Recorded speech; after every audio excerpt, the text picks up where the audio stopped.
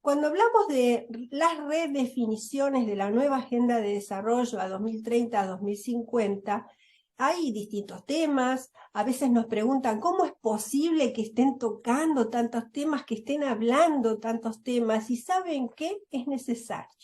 Es necesario porque el desarrollo a largo plazo necesita todo lo que le pasa a las personas, todo lo que le pasa al planeta, cómo vamos a localizar las fuentes de prosperidad, cómo vamos a sostener la paz entendida como instituciones sólidas y sobre todo cómo vamos a trabajar en alianzas.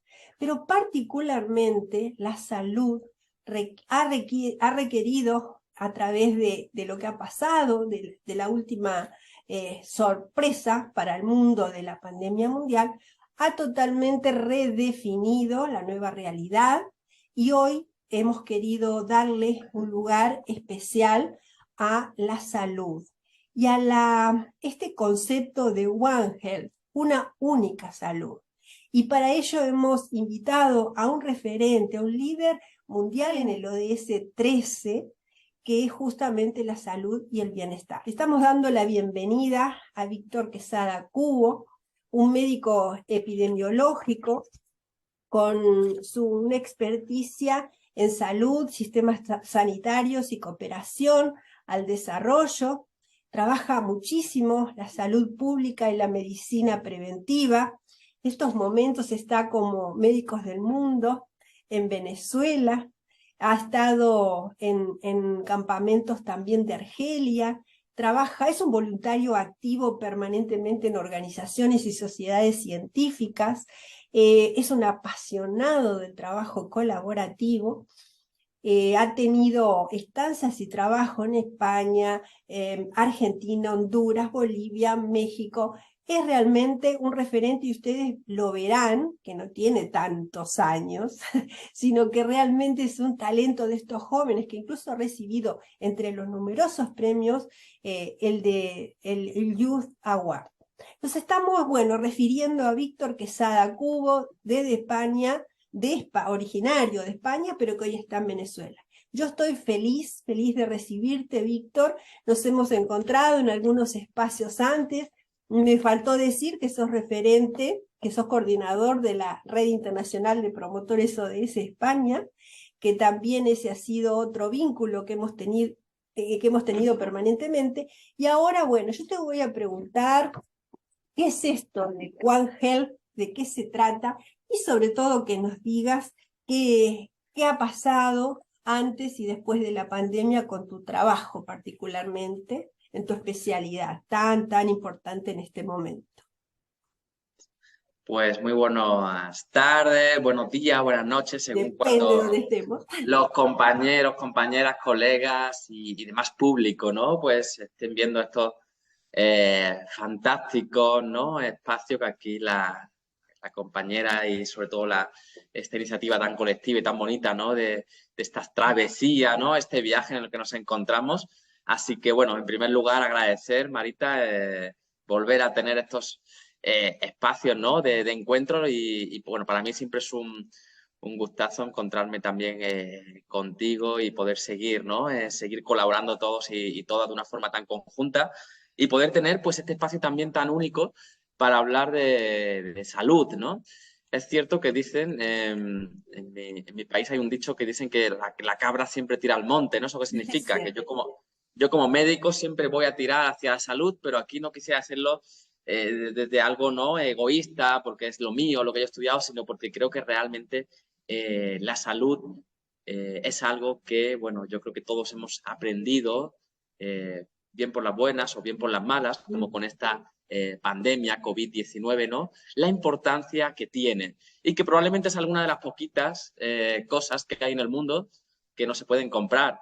Y como repito, y quizás podría cambiar también un poco el discurso, ¿no? Y mirar un poco más hacia adelante, pero lo hemos visto durante la pandemia COVID-19, ¿no? Que ha habido pues, mucha gente con mucho dinero y que en un determinado momento pues ha muerto porque o bien no estaba el medicamento o bien no estaba esa cama de cuidados intensivos, ¿no?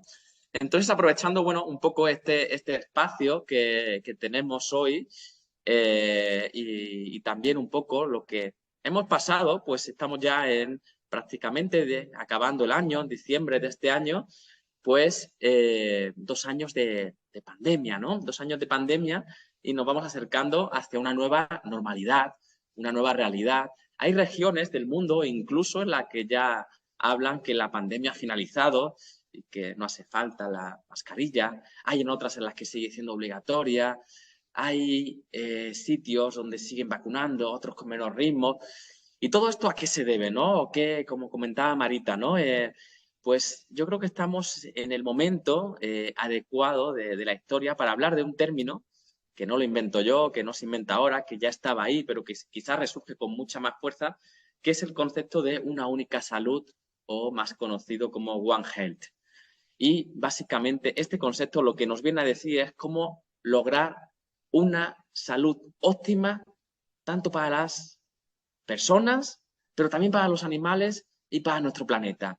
¿Y esto por qué se debe? Bueno, pues quizás no es algo escondido decir que el cambio climático, la contaminación, el envejecimiento de nuestras poblaciones han puesto de manifiesto que tenemos un reto por delante tremendo, ¿no? Y es aquí como respuesta, podríamos decir, a esta necesidad vista desde 3 puntos o 3 grandes pilares, cómo nace este concepto de One Health ya prácticamente hace más de una década, ¿no? Cuando en el año 2010, pues, tanto la Organización Mundial de la Salud, pero también la Organización de Sanidad Animal Mundial y la FAO, o sea, la Organización de las Naciones Unidas para la Alimentación, comienzan a trabajar este concepto de One Health que, como digo, en los últimos años es cuando lo hemos visto quizás más que ha salido a los discursos y a las agendas públicas. Y lo novedoso, la chispa de este concepto que luego podemos profundizar un poquito más, Marita, pero yo creo que sin duda va a tener que estar mucho más relacionado probablemente cuando hablemos a partir del 2030 de siguientes indicadores, siguientes herramientas, siguientes metodologías, va a tener que estar mucho más relacionado porque es un concepto que involucra tanto al planeta como el factor determinante y necesario para alcanzar la salud. Esa salud que tanto queremos, que tantas personas a veces incluso anhelan, ¿no? Es muy bonita, ¿no? La frase también, no mía, ¿no? Pero de planeta sano con personas sanas, ¿no? Estás dándonos la base para que se comprenda lo que siempre decimos, que no estamos trabajando una agenda para estar mejor, una agenda de bienestar. Estamos trabajando una agenda de supervivencia, de pensar en poner en valor la vida en el planeta. Y lo que nos estás diciendo es el sustento clarísimo, el exponente de esa nueva agenda, de esa redefinición de salud, que no es solo no tener enfermedad, sino efectivamente un panorama mucho más amplio como nos estás planteando. Y no solamente no tener enfermedad nosotros, o como decía, no esa salud, también esa salud no solamente desde un punto de vista antropocéntrica del hombre, sino también una salud animal y una salud ambiental. Y esto se debe básicamente, estas 3 grandes pilares, a la interacción permanente que tenemos entre personas, animales, plantas y nuestro medio ambiente, ¿no? Y yo quisiera destacar rápidamente, para también luego poder entrar un poquito en debate contigo y ver, como dices, ver esa nueva redefinición de salud, 3 cambios fundamentales que han hecho que este concepto tenga más importancia que nunca. El primero es que estamos experimentando un crecimiento de la población humana y una expansión a nuevas áreas geográficas. Esto implica muchas veces un contacto estrecho con animales, tanto salvajes como domésticos. Y aunque estos animales tengan un papel muy importante en nuestras vidas, este mayor contacto hace que las posibilidades de cualquier enfermedad que tengan estos animales puedan pasar a las personas, ¿no? Son las famosas llamadas zoonosis, es decir, cuando es así en medicina, como llamamos cuando una enfermedad puede pasar de un animal a un humano. Y, pues bueno, tenemos datos, ¿no? Tenemos que el 60% de las infecciones, de las enfermedades infecciosas que tiene el humano proceden de origen animal. Y que un 75% de los agentes patógenos de estas enfermedades son infecciones emergentes en el ser humano. Entonces, con estos datos, ¿cómo no podemos mirar hacia la salud animal, ¿no? Luego también otro dato, y por eso también este triple pilar, es que nuestro planeta está experimentando cambios climáticos en el que ya habéis tocado en otros muchos espacios, y yo no quisiera reiterar, ¿no? Desde la deforestación, desde la ganadería intensiva, desde los gases de efecto invernadero, el abuso de antibióticos, bueno, también hay ese segundo pilar. Y otro tercer pilar, y es algo, también lo relacionamos y que yo creo que quizás es el que hemos logrado entender ahora por haber pasado por la pandemia, es que vivimos en un mundo cada vez más globalizado, en el que los viajes internacionales están a la flor del día. Como decía, yo estoy en Venezuela, en unos días probablemente en España, visitando a la familia por Navidad, es decir, nos movemos. Todo el mundo se mueve muy rápido y cualquier enfermedad transmisible que podamos tener, la podemos llevar de un lado a otro, ¿no? No es como siglos atrás, cuando de hecho el concepto de cuarentena, ¿no? Cuando en el propio barco las personas tardaban meses en llegar a nuevas tierras, a otro sitio, ¿no? Y es ahí donde la enfermedad o bien la persona pues o ya ha muerto o cuando llegaba al nuevo sitio ya estaba curado, ¿no? Entonces, pues bueno, esta globalización, este mundo más interconectado, hace sin duda que la transmisión de enfermedades también tengamos que cuidarla de una forma un poco más especial, ¿no? En definitiva, tenemos tres grandes medidas para que sin duda con esta educación holística, que yo creo que es muy importante, obviamente con una gran inversión en ciencia, con una estrategia consensuada, y aquí me gustaría introducir también otro concepto que en las últimas décadas se está trabajando, pero yo creo que necesita más esfuerzos y más énfasis, y es el concepto de salud en todas las políticas. ¿Y qué significa eso de salud en todas las políticas? Eso significa que se necesitan, como decías, alianzas sólidas que reconozcan que la salud no es un eje aislado, que la salud tiene que ir integrada en todas las responsabilidades, en todas las estrategias, objetivos, metas, desde un plan, no sé, desde un Ministerio de Educación. Está muy bien que se discuta a nivel pedagógico que educación, pero ¿qué ejercicio van a tener esos chavales? ¿Qué alimentación? ¿Qué no alimentación?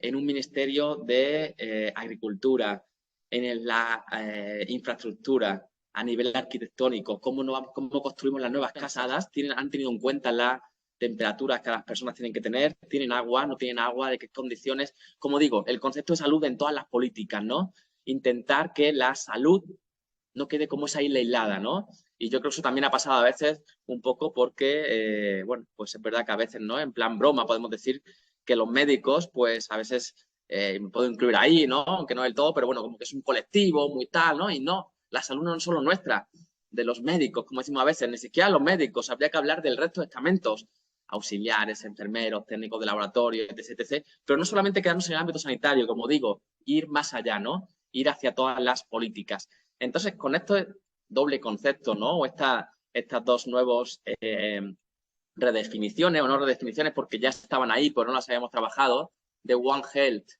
con ese triple pilar, y salud en todas las políticas, yo creo que es donde estamos en el momento de poder hacer esos indicadores de salud, del que ya hemos hablado tanto en otros espacios, que actualmente pues no todos están como quisiéramos que estuvieran, ¿no? Hemos visto cómo pues en el último año y medio, pues las enfermedades, muchas de las enfermedades inmunoprevecibles, pues han resurgido por falta de vacunación en nuestros niños y niñas, por focalización de todos los esfuerzos en la COVID-19. Pero no tenemos que solamente irnos a las enfermedades transmisibles y pensar en COVID, en viruela del mono, en sarampión, no. También tenemos el resto de enfermedades que son en el mundo desarrollado las que más matan, como puedan ser las enfermedades cardiovasculares, toda la diabetes, la hipertensión, con el tema medioambiental, las enfermedades pulmonares, todos los tipos de cáncer, ¿no? Como digo, son grandes retos que con estos conceptos yo creo que podemos abordarlos de una forma muy integral. Y por último, quizás introducir también los determinantes sociales de salud. ¿Y qué son esos determinantes sociales de salud?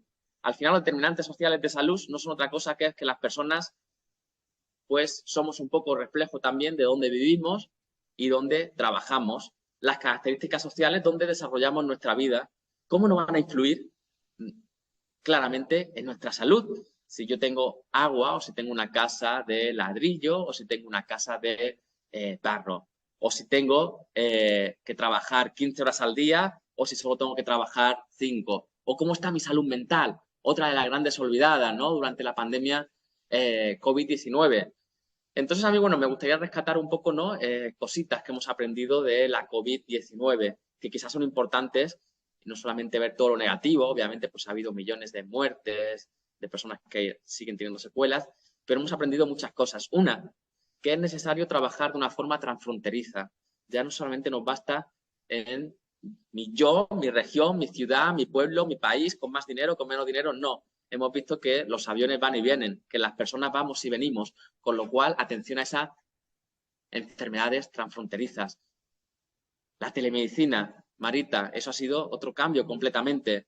¿Cómo no poder llevar la gran tecnología sanitaria, las grandes tecnologías y las grandes innovaciones al mundo de la medicina? Desde las consultas en remoto, sin tener que pisar un hospital, por ejemplo, poder prestar consultas altamente cualificadas en sitios donde no hay otros especialistas, ¿no? Y sobre todo, el tercero yo creo que es el trabajar de una forma unida. Como digo, para mí salud en todas las políticas es fundamental. No solo, yo siempre cuando hablamos con los colegas lo digo, ¿no? No solo me sirve que tenga amigos o colegas sanitarios, médicos que sepan mucho de salud. Es necesario que la población, que los distintos actores se empoderen también de su salud. Desde el yo, desde mi persona, desde la persona de carne y hueso, pero también el político, también el arquitecto, también el Es deportista. importantísimo el tomar conciencia de lo que significan las políticas sanitarias, porque realmente son la base de la prosperidad de un lugar, porque generan escala. Y acá viene la diferencia del norte-sur global, cuando los países tienen diferentes recursos, es ahí donde en este mundo globalizado la brecha se ha incrementado. La pobreza, claro que hace un flaco favor a este estado sanitario del mundo. Entonces yo, la verdad que te he escuchado también hablar, a mí me interesó siempre escucharte desde la salud mental, sobre todo porque los psiquiatras dicen que esta pandemia ha significado capaz que más dolores, más pérdidas o diferentes afectaciones como las de la guerra, ¿no? Por la cantidad de pérdidas, por lo que significa además el miedo, el encierro, el no saber hasta cuándo, el no saber científicamente, no sentirse respaldado científicamente. Eso ha hecho que Eso es la algo, gente, que el mundo se dividiera, dime. vacuna sí, vacuna no, y que realmente no supiéramos dónde estar parados, sobre todo porque no sabemos hasta cuándo. Entonces realmente escucharte es simplemente ponernos a exigir que haya políticas sanitarias donde nosotros también como ciudadanos, como participantes o activistas de organizaciones sociales, tengamos en claro el peso que tiene, el peso específico que tiene conocer para no reclamar y protestar, sino proponer. Entonces, Y aquí es eso, donde eso que ustedes dices referentes. eso que dices es fundamental, ¿no? Y sobre todo ahí hace falta conocer lo primero, cuál es mi salud y sobre todo, y rescatando ahí un poquito y haciendo ahí énfasis, el derecho universal a la salud, ¿no? Es importante que también lo tengamos en cuenta y ahí rescatando un poco los indicadores que tenemos. En estos momentos en el mundo no todo el mundo tiene derecho a su salud. Y es algo fundamental que todo el mundo pueda disfrutar de una salud de calidad, accesible, equitativa y que le llegue, sobre todo, ¿no? Entonces, el derecho universal a la salud es fundamental, traerlo a colación. Y para eso las personas tienen que estar empoderadas y no solamente, como dices, poder ser un papel más pasivo, sino un papel activo. Y yo quiero esto y quiero aquello.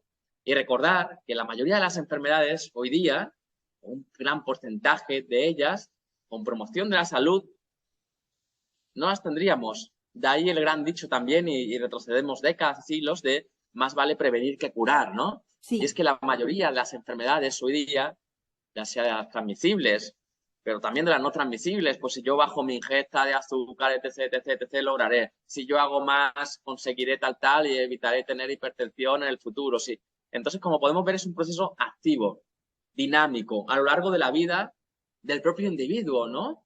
Y a nivel de la salud mental y el apoyo psicosocial, pues es algo que también, se me olvidaba antes comentarlo, cuando estábamos rescatando un poco las grandes lecciones aprendidas de la pandemia COVID-19, que es fundamental. Y eso también es algo que aprendimos tiempo atrás, ¿no? Recordar que hasta hace unas pocas décadas atrás, la Organización Mundial incluso de la Salud, que es como nuestro gran referente, la Organización Internacional para la Salud, decía que la salud simplemente era la ausencia de enfermedad. Claro. Eso ya se ha reconvertido, ya la salud no es simplemente la ausencia de enfermedad. La salud es mi completo bienestar físico, psíquico y social, ¿no? Ese triple pilar es fundamental. De nada me sirve estar perfecto de salud, pero yo luego tengo una depresión tremenda, ¿no? O de nada me sirve que tener a mi alrededor, no tener recursos, ¿no? Para poder disfrutar de un día a día saludable, ¿no? Entonces es importantísimo esa salud física, psíquica y social, Marita. Sabes que este año nosotros hemos tenido como eje la prosperidad basada en el propósito Munay. Este Munay, que es el tercer código andino, que quiere decir, es una palabra en quechua que quiere decir amor a la naturaleza, amor a sí mismo, amor al prójimo. Como lo medimos, para medirlo, lo medimos con la huella ecológica, con los deseos que ponemos en el progreso y con el poder o la vulnerabilidad que estamos legando. Entonces, ahí es donde nosotros pensamos que la alfabetización nutricional es muy importante. ¿Qué comemos? ¿De qué nos alimentamos? Para saber, bueno, cuánto afectan los transgénicos y no satanizar o no endiosar determinados conceptos. Nosotros buscamos en los buscadores o en Google y nos llenamos de fake news. Sí. Entonces, gran parte de nuestras enfermedades tienen que ver con lo que comemos, porque no sabemos comer bien, no sabemos alimentarnos, no se trata de llenarnos la panza, además. Entonces, digo, ¿cuánta salud tenemos que redefinir para saber cómo autocuidarnos, cómo prevenir? Y ahí es donde te digo, te pregunto, ¿cuáles son las claves para redefinir esta salud preventiva? Porque sé que sos un experto en la prevención.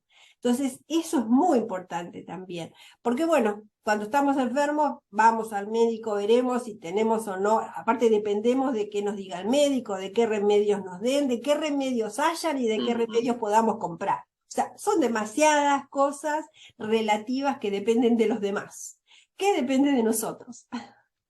Sí, bueno, ahí yo creo que has dado un poco la clave, ¿no? Y recordando quizás, por ejemplo, a nivel de la salud pública, para nosotros es muy importante, por ejemplo, la Carta de Ottawa, que ya mencionaba las grandes 5 funciones, ¿no?, de la promoción de la salud, que es eso que dices, ¿no? Lo primero es que la persona tiene que desarrollar actitudes personales para su propia salud.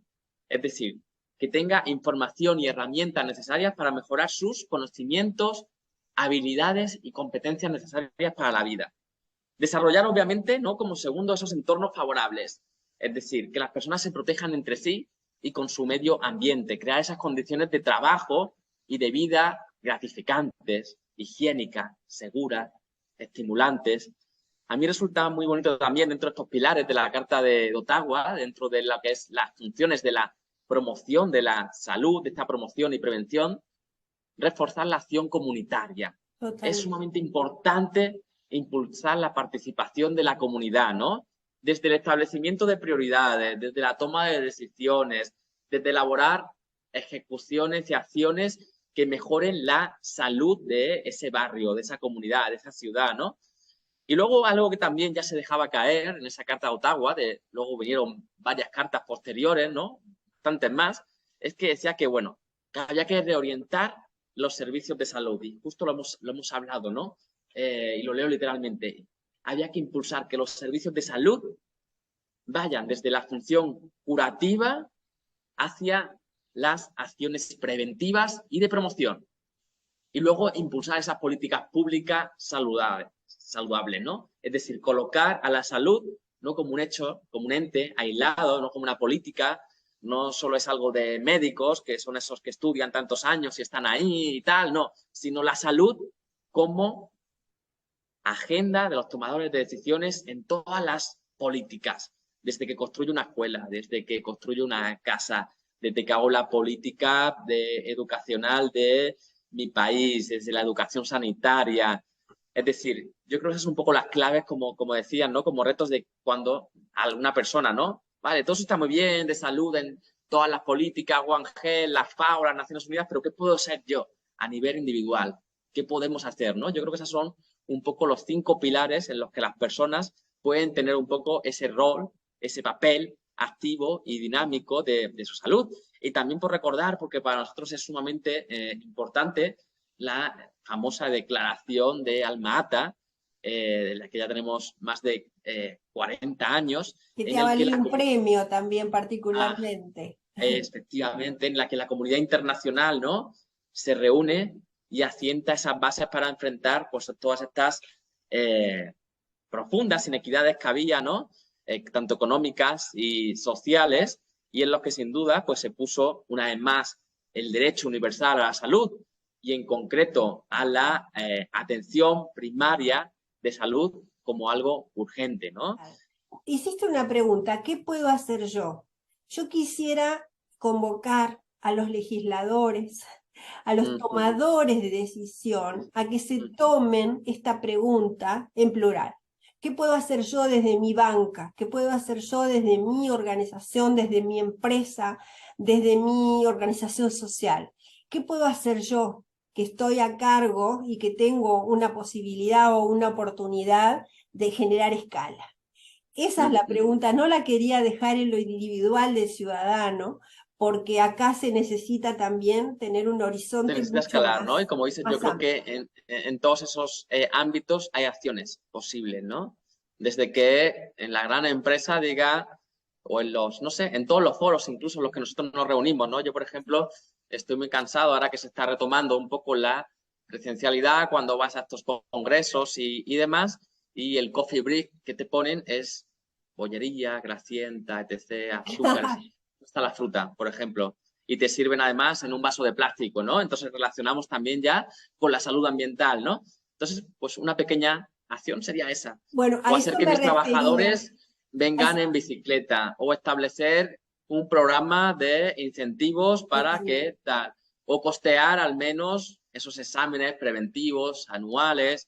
Es decir, como dices, yo creo que al final todos, desde lo individual, pero obviamente de esa participación colectiva y con esa incidencia y abogacía política, todos tenemos que replantearnos estas preguntas, ¿no? Y no esperar a que venga un próximo SARS-CoV-20 o una No, no, COVID, no, no sé no. cuánto. No hay que esperar a eso. Hay No. que intentar prevenir que De eso la surja. misma manera que nos Y como creamos estamos seguros que van a oportunidades. venir, como estamos seguros que van a seguir viniendo, tenemos que intentar que sus efectos sean lo mínimo posible, que los tengamos mitigados, que no nos afecte realmente.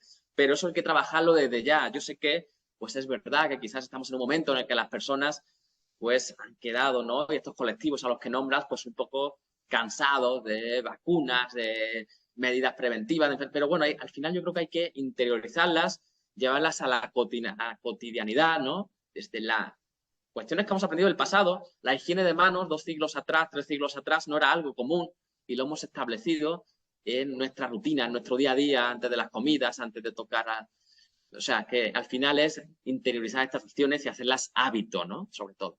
Nos has dado, bueno, una marcación importante de las redefiniciones. Yo lo veía, ya te digo, pensado desde el plano individual al plano político, de políticas sanitarias. Se nos acaba el tiempo, pero no voy a dejar pasar. En el blog vamos a poner nuestra participación también en la salud laboral, porque ese es otro ámbito que no hablaste y me encantó, porque así no desgastamos el tiempo. Participamos nosotros también en una iniciativa laboral donde tuvimos también un diálogo que me parece muy rico y muy afín porque ese tema no lo tocamos, así que lo vamos a complementar. Víctor, yo no me canso de admirar siempre tu trabajo porque nada de declamación, todo de acción. Entonces, admiro yo a quienes trabajan todo el tiempo porque la experiencia de campo es riquísima. Y entonces preguntarte qué podemos hacer no es para hacerlo desde un libro, o desde un texto, o desde un tipeo, es desde la experiencia. Y eso es lo más rico que yo siempre admiré en todo tu trabajo. Así que te agradezco infinitamente que nos hayas acompañado. En la travesía pasada te perseguí, no te conseguí, no logré en esta. Fue muy importante que estés en la última semana, que es donde estamos trazando los acuerdos.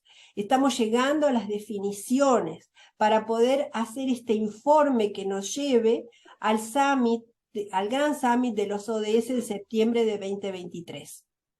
Por eso para nosotros es muy importante tu participación, no solo lo que has dicho ahora, sino que vamos a seguir convocándote. Me encantó la frase que me mandaste, cuenta conmigo en todo momento, así que sí o sí, yo cuento contigo. Te agradezco, Víctor, que hayas hecho un parate en tu ardua labor, porque estás trabajando justamente un tema que a veces no puede postergarse. Entonces te agradezco muchísimo que en un fin de semana hayamos podido encontrar un huequito para dejar tu mensaje, tu participación en esta segunda travesía.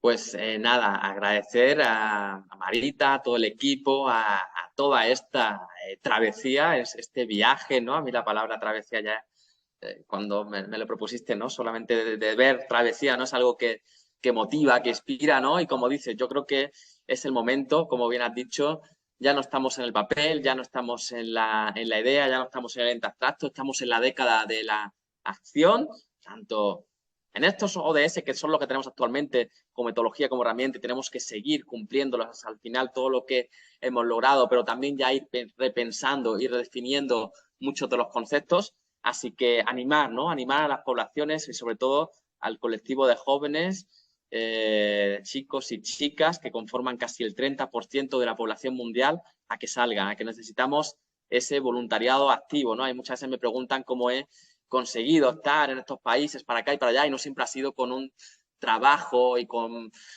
todo súper perfecto y maquillado. Muchas veces han sido voluntariados en los que uno se va a aportar. Al final probablemente esa experiencia de voluntariado es la que te aporta mucho más a ti de lo que tú consigues dar, así que animar sobre todo a los jóvenes, en general a todo el mundo, pero en esta ocasión un mensaje especial a todos los jóvenes a que no tengan miedo a salir de esa llamada, como se quiera llamar, zona de confort. Esta travesía, ¿no? Es atreverse también. Bien, pues hay que atreverse cada cual en su ámbito. Y como digo, para hacer un voluntariado no hace falta irse al rincón más conflictivo y exótico del mundo, ¿no? Sino que el voluntariado también y las acciones las tenemos en la calle, en nuestro día a día. Clarísimo tu mensaje, muchísimas gracias. Te estamos llamando en cualquier momento y gracias por haber compartido con nosotros este viaje, que es una ida, Después tenemos que volver, pero por ahora estamos yendo hacia el 2030 para tener las proyecciones hacia 2050. Hay ajustes, hay cambios, hay cosas que están bien, hay cosas que no están tan bien, pero vamos a por ello. Un abrazo grande. Chau, chau. Abrazo. Gracias. Y seguimos construyendo juntas y juntos. Muchísimas gracias.